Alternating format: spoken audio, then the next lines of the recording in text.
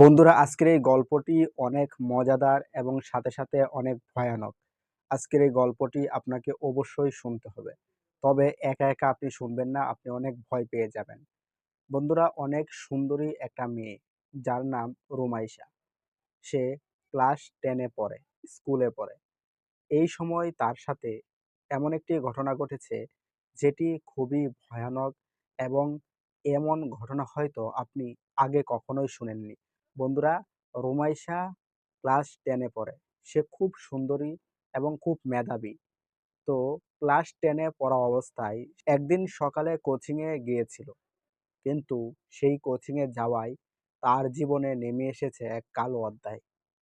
হ্যাঁ বন্ধুরা, সে কোচিংয়ে যাওয়ার সময় কিছু বখাটে ছেলেদের খপ্পরে পড়ে।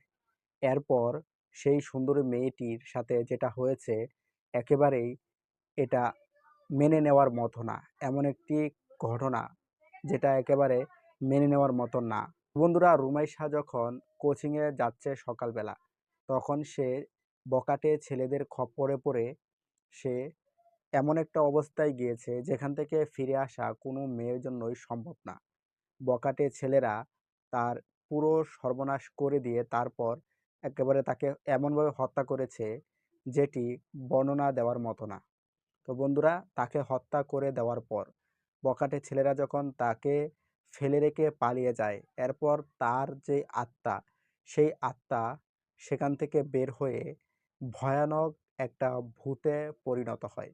এবং এরপর যেই ছেলেগুলো তাকে হত্যা করেছিল অন্যায়ভাবে, তাদেরকে একে খুঁজে সেই রোমাইশার আত্মা একেকজনকে হত্যা করে এবং প্রতিশোধ নেয়।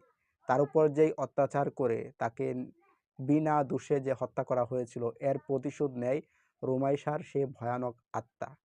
এবং এই ঘটনাটি খুবই বাস্তব একটি ঘটনা।